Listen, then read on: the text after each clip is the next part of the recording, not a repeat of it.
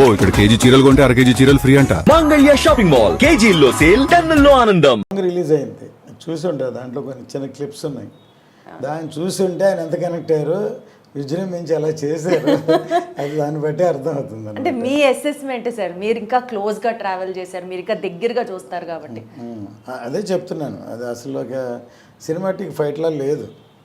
అంటే రియల్గా ప్రాణం పెట్టి చేసినట్లే కాదు. ఒక 100 మందిలో ఒకళ్ళు ఇరుక్కుంటే, మనం బాలచంద్రుడో లేకపోతే అభిమన్యుడో అలా చూసాం కదా, వీర విహారం చేసినట్లు ఉంది అది యాక్చువల్గా. అంటే ఒక రియల్గా ఒక అట్లాంటి ఒక 100 మంది అటాక్ మధ్యలో ఇరుక్కుంటే దాన్ని ఎలాగ ప్రాణాన్ని తెగించి పోరాడతాడు, అలాగ రియల్గా ఉందన్నమాట సీక్వెన్స్. అందువల్లే అంత ఇంపాక్ట్ ఉంది సాంగ్. దానికి తగ్గట్టు లిరిక్స్, దానికి తగ్గట్టు కైరవాణి గారి మ్యూజిక్ అసలు ఎంత ఫాస్ట్గా ఉందో నేను చూసారు, ట్రెండింగ్గా ఉంది అసలు సార్. పవన్ కళ్యాణ్ గారిది ఒక బజ్ రావాలి కానీ అది ట్రెండింగ్ అయిపోతుంది అంతే.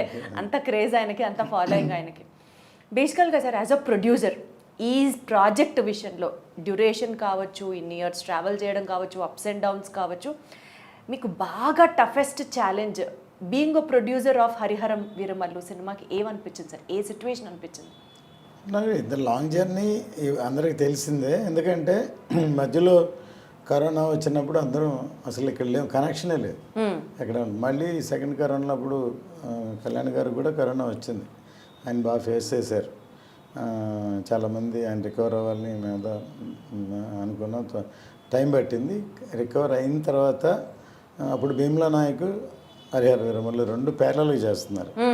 అప్పుడు ఆఫ్టర్ కోవిడ్ అంత ఇమీడియట్ రికవర్ ముందు ఒక సినిమాని ఫినిష్ చేసి దాని ముందు అది రిలీజ్ చేద్దాం. తర్వాత చాలా టైం బట్టి తర్వాత మా షూటింగ్ వచ్చారు. వచ్చిన ఆ సీక్వెన్స్ తోటి అసలు అప్పుడే సినిమా అయిపోవాలి, కానీ ఆ సీక్వెన్స్ చాలా ఇంపార్టెంట్. అది దాదాపు 60 డేస్ చేసాం. అందులో దాదాపు 45-50 డేస్ కళ్యాణ్ గారు ఉన్నారు ఒకే సీక్వెన్స్. ఇంతవరకు మేబీ హిస్టరీ అవ్వచ్చు. ఒక సీక్వెన్స్ ఒక క్లైమాక్స్ చేసిన 10 రోజులు 15 రోజులు చేస్తాం, 60 డేస్ ఒకే ఒక సీక్వెన్స్. సో అందువల్లే దాంట్లో అంత పవర్ ఉంది. మేబీ అక్కడ రామోజీలో షూట్ చేస్తే అక్కడ ఒక హిల్ ఉంది, 4:30కి లైట్ పోద్ది, 4:30 సాయంత్రానికి 4:30కి. జనరల్గా 4:30 to 6 ఒక సాఫ్ట్ లైట్ ఉంటుంది. అప్పుడు బాగా ఫాస్ట్గా హార్ష్గా ఉన్నప్పుడు అందరూ టైర్ చేయలేరు, ఎక్కువ వర్క్ జరుగుతుంది. అలాగూ అన్ని రోజుల్లో డైలీ 1.5 hours 2 hours పోతే అది 50 రోజుల్లో అదో 15 రోజులు 20 రోజులు పోయినట్టే లెక్క. అంటే అటువంటి లొకేషన్ మేము చూస్ చేసాం, అక్కడ ఒక టాప్ హిల్లో ఉండాలని అవుట్డోర్. సో అందువల్ల బాగా టైం పట్టింది. అది ఛాలెంజింగ్ సీన్ అంటారా? ఛాలెంజింగ్ అని కాదు, దాన్ని బాగా కష్టపడి డీటెయిలింగ్గా తీయాల్సిన సీన్ అది. అది అంత కష్టపడినందుకు దాన్ని అన్ని కెమెరాలతోటి అన్ని రోజులు షూట్ చేసిన అది చూసి ఎడిట్ చేయడానికే 3 months పట్టింది. ఒక్క సీన్ ఎడిట్ చేయడానికి 3 నెలలు. అన్ని కెమెరాలు ఉన్నాయి, అన్ని షాట్లు ఉన్నాయి, అంత ఉంది. దాన్ని అన్ని చూడాలి, సెలెక్ట్ చేయాలి, దాన్ని చేస్తేనే ఒక గ్రిప్ రావాలి కదా ఆ సీక్వెన్స్కి. 5 ఏళ్ళు ఎందుకు పట్టిందో ఇప్పుడు అర్థమవుతుంది సార్ మాకు. ఈ సినిమా స్టార్ట్ చేసినప్పుడు సినిమాకి దర్శకత్వం వహించింది క్రిష్ గారు. తర్వాత ఆయన తప్పుకొని మీ అబ్బాయి జ్యోతి గారు డైరెక్షన్ డిపార్ట్మెంట్ ఆయన ఓన్ చేసుకోవడం జరిగింది, ఆయన లీడ్ చేయడం జరిగింది. సరే, ఇది ఎందుకు జరిగింది అన్నది ఫస్ట్ క్వశ్చన్ అయితే, జ్యోతి గారు హ్యాండిల్ చేయడం ఇంత పెద్ద ప్రాజెక్ట్ అన్నది యాజ్ అ ప్రొడ్యూసర్గా ఇది ఒక రిస్కీ ఫేజ్ అని మీకు అనిపించిందా, అనిపించలేదా? లేదండి, ఇదన్నీ ఏమంటారంటే బై నేచర్ ఇది ఫేట్ అనమాట. ఇది మేము తను చెయ్యాలని మా అబ్బాయి అని లేకపోతే అని అనుకోలేదు. ఒక విధంగా తను ఈ కరోనా దాటి క్రిష్ గారు లాంగ్ జర్నీ చేసి వెయిటింగ్ అయ్యండి, ఆయనకి వేరే ప్రాజెక్ట్స్ ఉండి ఎవరికైనా సర్వేలు ఉంటుంది కదా, దాంతో వెళ్ళడం తను ఒక విధంగా కాపాడినట్టే అవుతుంది ప్రాజెక్ట్ని. ఒక విధంగా తప్పుకోవడమా?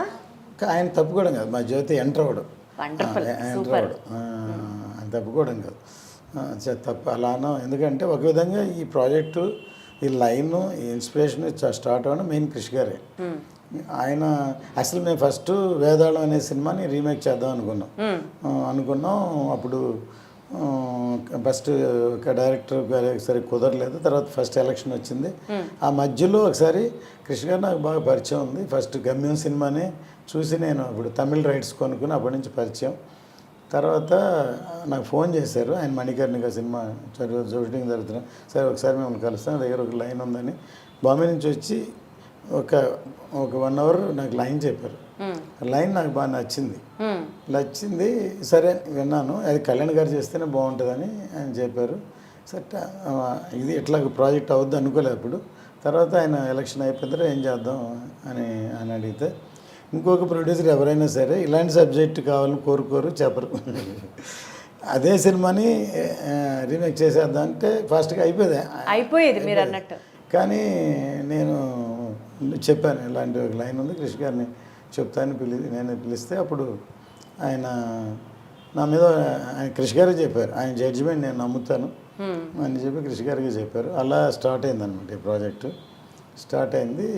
దాని తర్వాత ఫస్ట్ కోవిడ్, సెకండ్ కోవిడ్ ఇవన్నీ క్రాస్ అయ్యి టైం పట్టింది. దానివల్ల లేట్ అవుతుంది ప్రాజెక్ట్. చాలా సంవత్సరాలు అవడంతో తనకి వేరే కమిట్మెంట్ ఉందని తర్వాత తనే చెప్పి తన ఇష్టపరంగా తన జ్యోతిని చేయమని తనే జ్యోతి గారు రెస్పాన్సిబిలిటీ తీసుకున్నప్పటి నుంచి ఇంకా ఎంత అంటే ఒక డైరెక్టర్ ఒక ప్రాజెక్ట్ని సగం కాలం నడిపించిన తర్వాత ఆ బాధ్యత తీసుకోవడం అనేది ఇంకా ఎక్కువ ప్రెషర్. అసలు యాక్చువల్గా మేము ఫుల్ కథని ఇంకా ఇంకా రాలేదు, ఏ చేద్దాం అనుకున్నాం. సరే టైం డ్యూరేషన్ అవ్వడం, తర్వాత ఎక్కువ సీక్వెన్స్ని ఆల్రెడీ ప్రీ క్లైమాక్స్గా ఇప్పుడు వాడింది అంతవరకు ఉంది. ఫస్ట్ హాఫ్లో చేసాం, ఇంతవరకు చేసాం. నేను పార్ట్ 1 చేద్దామని జ్యోతి ఎంటర్ అయిన తర్వాత అనుకున్న తర్వాత పార్ట్ 1 చేద్దాం అనుకొని దాన్ని అంత ఫుల్ఫిల్ చేయాలి, తర్వాత అంత స్ట్రాంగ్గా చెప్పాలి, దాన్ని చేయాలి. సీక్వెన్స్ షూట్ చేసాం. తను ఎంటర్ అయిన తర్వాత తను బేసిక్లీ రైటర్. తను చదువుకునేటప్పుడే +2 చదువుతున్నప్పుడే స్నేహం కోసం స్క్రిప్ట్ ఇచ్చాడు తనకి.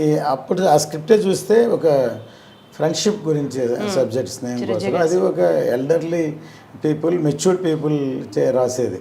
నేను ఆ కథ ఫస్ట్ నాకు చెప్పలేదు తను, అసలు అప్పుడే మేబీ అక్కడి నుంచి స్టార్ట్ అయింది. మేము ఒక డిస్కషన్లో ఉంటే కేఎస్ రవికుమార్ గారు డైరెక్టర్, దానికి డిస్కషన్లో ఉంటే నేను ఎందుకు మా అబ్బాయి కూడా ఇప్పుడెప్పుడు స్కూల్లో చదువుతున్నాడు, ఏదో ప్లే రాసి అందరూ చేస్తూ మేమని పిలవండి డిస్కషన్ అంటే డిస్కషన్ పిలిస్తే మేము చేసేదే తనకి నచ్చలేదు. 1 డేలో ఆ కథ అనుకొని డైరెక్టర్ నెక్స్ట్ వస్తే మేము లేము డైరెక్టర్కి చెప్పాడు. ఆయన ఆశ్చర్యపోయి సరే మీ డాడీకి చెప్పావా అన్నారు. చెప్పలేదు సార్ అని చెప్పాడు. సరే నేను రాగానే నాకు చెప్పారు, మీ అబ్బాయి ఒక కథ చెప్పాడు, నాకు నచ్చింది, మీరు కూడా ఒకసారి వినండి అని. పొద్దున్నే 5 గంటలకు లేపేశాడు నన్ను. డాడీ అప్పుడు చాలా యంగ్ అనమాట, ఈ కథ వినండి అని అంటే నేను షాక్ అయిపోయాను ఫస్ట్. ఎందుకంటే ఒక చిన్న కుర్రాడు +2 చదువుతున్నాడు, లవ్ స్టోరీ లేకపోతే యూత్ స్టోరీ చెప్తారు, కానీ అంత మెచ్యూర్డ్గా థాట్ నీకు ఎలా వచ్చింది ఐడియా అని అడిగాను. తను చెప్పిన ఎగ్జాంపుల్ ఇంకా షాక్ అయిపోయాను. ఒక తెనాలి రామకృష్ణ, కృష్ణదేవరాయ ఇద్దరు ఫ్రెండ్స్ డాడీ, వాళ్ళిద్దరిని విడగొట్టడానికి ఒక స్త్రీని ప్రవేశించారు. అది షాక్ అయిపోయాను.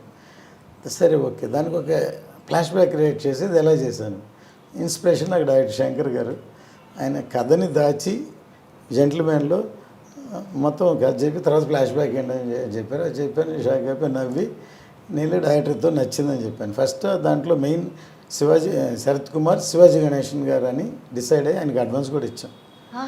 ఆ తర్వాత అది జరగలేదు, ప్రాజెక్టే డ్రాప్ చేద్దాం అనుకున్నా. తర్వాత కేసరావు కుమార్, విజయ్ కుమార్తో చేద్దామని అలాగే మొదలై టైంలో చేసాం. ఇది ఎందుకు చెప్తున్నా అంటే తను ఇంతవరకు చేసిన అవకాశాలు 1-2 లవ్ స్టోరీలు చేశారు.